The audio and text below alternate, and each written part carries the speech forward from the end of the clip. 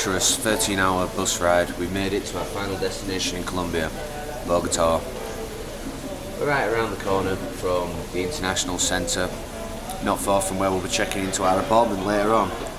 I haven't eaten in around 20 hours, barely slept, so I've stopped off at one of the other places open, where I've got steak and cheese with chorizo, fries, and their version of mac and cheese, which is just any pasta with cheese on it. What can you do? It doesn't look too bad. The fries look pretty good, to be fair. But I don't know whether to be amused or annoyed at their answer to mac and cheese. Like, come on, really? Oh. That cheese is 100% out of the packet. You know, like powdered cheese that you mix with milk or water. No. Let's see how the beef is.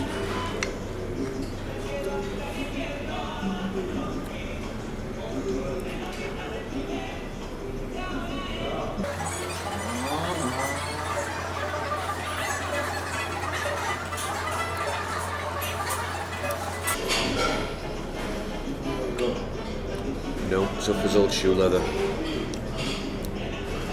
Not something like 30 seconds to chew. Well, wish we won't starve. See you soon. Clint, to put this away. I mean, look at the oil-drenched cheese and the, I don't know what cut of steak that's supposed to be. Maybe so inconsistently cooked.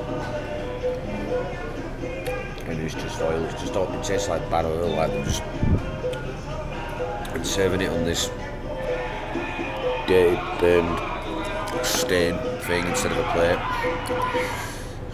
It's just further disrespect. This is why you don't just walk into any random restaurant when you're desperate. Fier, the restaurant behind me, that place fucking sucks ass. And I don't say this lightly, but do avoid, like the plague, whenever you're here in Bogota and need something to eat. I don't care how desperate you are, how hungry you are. I literally threw up halfway between my meal. Like, I had to run to the toilets and throw up and I couldn't finish it. The beef was so drenched in oil as if it had just been boiled in a pan with too much oil, so there was no sear, there was no beef flavour, it was just tough and chewy and clearly a really horrible cut of meat. It just tasted like used oil, the whole thing. The mac and cheese, that's like prison mac and cheese. Penny pasta with powdered cheese with water added to it. That's insulting to serve to paying customers. I don't care where you are, Colombia, Italy, anywhere, that's just offensive. I will say, the service was fine, attentive, friendly. But yeah, the kitchen needs serious work. I'm amazed at how that place survived the pandemic, and still today. It seems really popular. People just don't know what good beef should taste like here. Anyway, here we are outside, waiting for 2 hours so that we can get into our apartment and have a well-deserved shower and a little bit of a rest. Navigating our way through the busy streets of Bogota to find our apartment. I asked the guy if there was any chance we could check in early. He says yeah. Hopefully that means we can get settled in, settle our payment, and just get in that jacuzzi because my body needs it. I feel like, you know when you get a fever? That's how my body feels, like really weak, achy, sensitive to the touch. I think a little relaxation in the jacuzzi should sort me out. It's quite cool around here, I like the vibes. Lots of sellers on the street, but they don't bother you. They just stay on their patch, and if you want to buy, you just approach, you know, as it should be.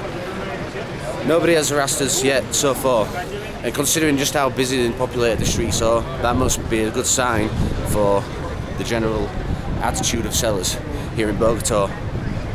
I'm looking forward to spending my last night here. We should be dining at Sasson's tonight, which is allegedly one of the best restaurants in Latin America. That should be a fine experience and should make up for the literally vomit-inducing steak that I just attempted to eat for lunch. But look at the surroundings. It just looks like a fairly typical European city for the most part. Maybe not quite as modern, maybe not quite as clean, but familiar all the same. Here we have the National Museum. I do believe entry is free. I might check it out first thing tomorrow morning, provided it's open on time. Today I really don't want to do much. This is calls for relaxation. After many trials and tribulations, including some serious language barrier issues and some very complicated joining instructions, we finally made it into our final accommodation. Here we have the living room with an excellent view of the International Centre of Bogota. We have an open plan kitchen with a bar, which, you know, is handy. We can sit and have a drink later on, a little pre-drink. Electric hobs, they're my worst enemy. We're not going to cook. I mean, we're here for such a short time, why start cooking now after a week? Another excellent view from a balcony nonetheless.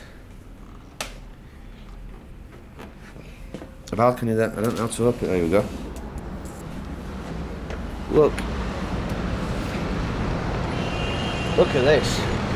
We're right in the heart of the city. What an excellent view. Yeah. Here we are in Bogota for real. Amazing view of the hustle and bustle.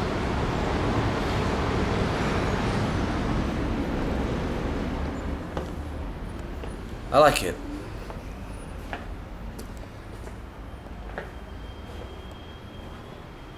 And here we have my bedroom. Nice big spacious double bed. Another balcony with roughly the same view as the living room, as it's just right next door. So I don't need to go back out again, but that's nice. Bed's pretty comfortable. We have a TV mount, but no TV. Oh, we do have a TV. They just couldn't be asked to mount it. They decided to stick it on the cabinet instead.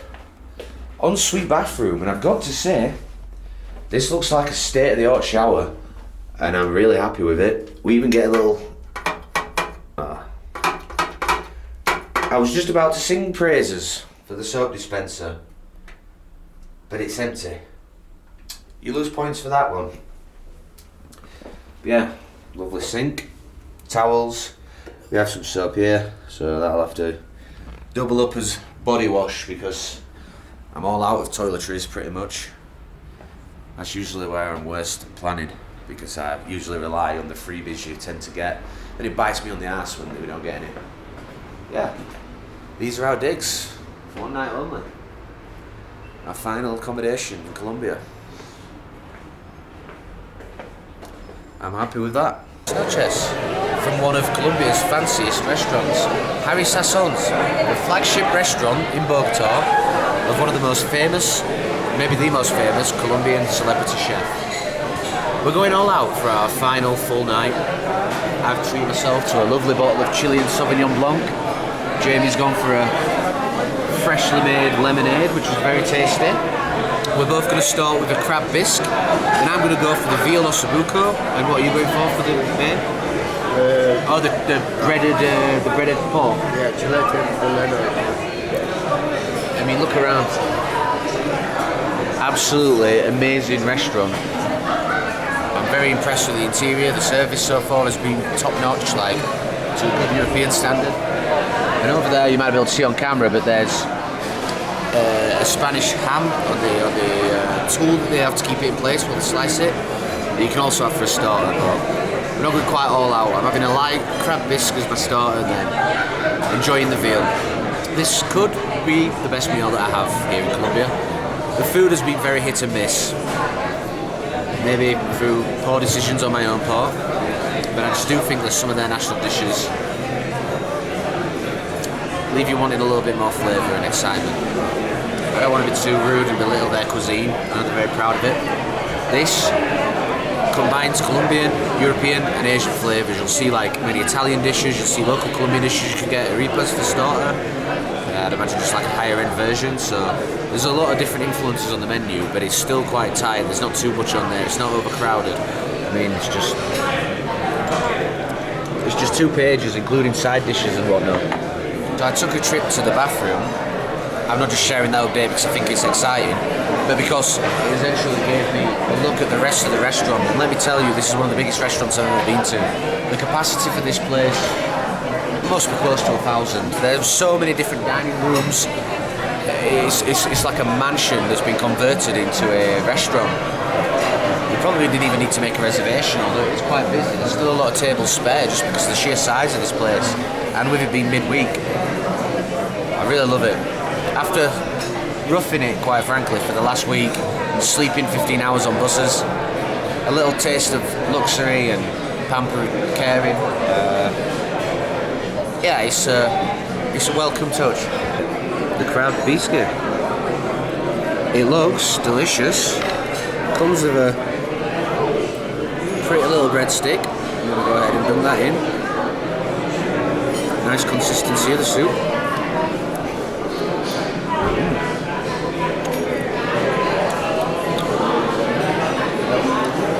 The breadstick almost has a seafood flavour.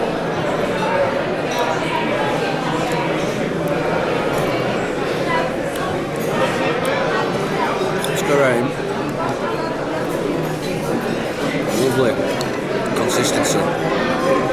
Still really hot, so let's see if I can take a good spoonful.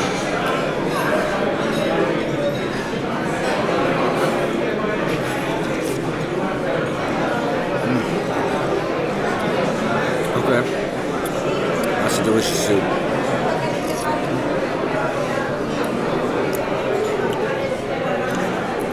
Really rich, creamy. The crab flavours shine through. One of the best soups I've had in a while, definitely.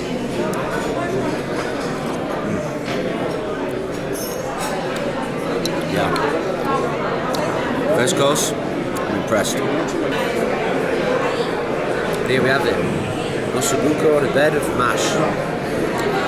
Smells good, looks good. So let's just get stuck in and give that veal a try.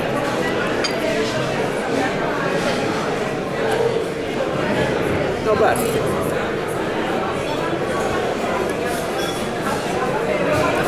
The flavours aren't too well balanced. It's very like strong, overwhelming tomato flavour when you take a bite, with a little bit of like peppercorn. But the veal is nicely cooked. The mash is really smooth and tasty. It's not bad at all.